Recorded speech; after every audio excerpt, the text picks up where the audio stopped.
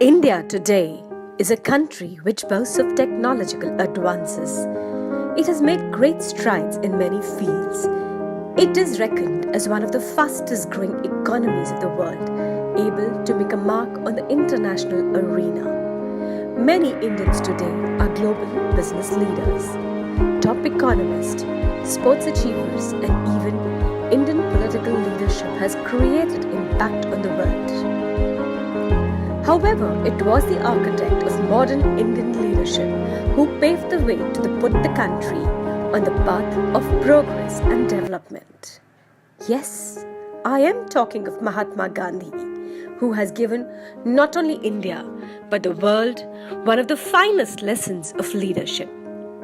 Mahatma Gandhi, the father of the nation, was an exemplary leader who knew exactly how to drive an entire country to achieve the task. Mohandas Karamchand Gandhi was born as the fourth child of an established family in Porbandar in Gujarat. He held his father with utmost reverence, always striving to be the ideal son. His religious and pious mother, who used to fast for her beliefs, had a deep impact on his mind, and they helped to shape his selfless thinking, imbibing strong ideals of discipline, sacrifice, and personal strength in him. An extremely shy person, he struggled in his law career until an incident in South Africa gave him a purpose in life when he decided to stand up to the oppression that he and his countrymen were facing there. It was here that he honed his leadership skills and was able to successfully give the movement in South Africa a face that the entire world acknowledged. He didn't use any force to fight back, as he knew that it would be futile. Instead, he came up with an innovative way based on the principles of non-violence and satyagraha. He introduced a new philosophy to fight back oppression. In 1915, he decided to come back to India, which was a country oppressed with British atrocities for over 150 years. The Indians had no say in the running of their own country and were racially abused. Gandhiji, the leader, spent 5 years understanding the magnitude of problem in India and looking at ways and means to get the people together for a common cause. He experimented by driving satyagraha movements in Champaran and other places, and he was often forced to withdraw the movements because of the sporadic rise of non-violence. Gandhiji understood that the country of 250 million was ruled by the British, who had destroyed the economic fabric of the country, and if he was to get this diverse country of his to come and stand together, he would have to build the country as one, provide them with economic independence, and then stand up to the British. He realized as a leader that the country did not have the prowess of military strength. Principles of violence were anyhow alien to him. The first mission he undertook was to build the country as one. He did this by giving interviews to newspapers, writing letters to them, and addressing public gatherings. Once he was able to get an awakening among the masses of the country, he went on to show them the path of economic independence. He went across establishing khadi and cottage industries as economic independence would allow people to have the strength and the resources to stand up to the British.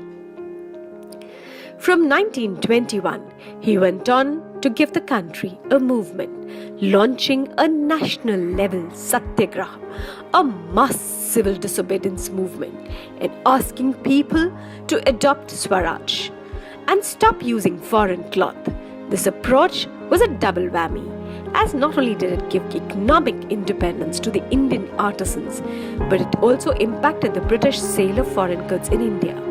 He led people to break the oppressive laws and non-cooperate with the British government. The non-violence approach found supporters across the world, as when the British adopted violent means to break the gatherings, people from across the world took stands on the inhuman approach of the British.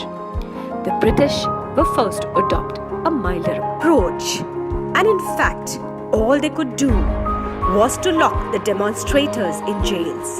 The British began to realize that their days in India were numbered. Between 1929 to 1942, the Indian National Congress had decided to go ahead from Sampurna Satyagraha to the Quit India movement, and Gandhiji served as the guiding light, where he unified people, gave them a vision, and practiced a philosophy which in the world's most violent century came as a breath of fresh air, and it found supporters all around the world, including in Britain. He adopted a strong approach of participating in the round table conferences and built a PR where a lot of people came in support of the Indian cause, leaving the British with no alternative but to free India. Gandhiji, in his unified approach, tried to appease to the Muslim League, but the talks never worked out. Gandhiji's biggest contribution was to give the world the ideals of non-violence and satyagraha, which are revered by followers all over the world. He exemplified how great leadership can find a way to lead towards a goal, even in adversity. The mass of Indians had no desire for independence. Till then, it was only a movement of the elite. There were no resources to fight the British, and the economic fabric of the country was in bad shape. Gandhiji created a mass movement by unifying the people of the country, building the economic fabric and non-violently boycotting British goods and doing satyagraha. He led a country oppressed for over 250 years to become independent of the British. This was no mean feat, but a lesson on great leadership.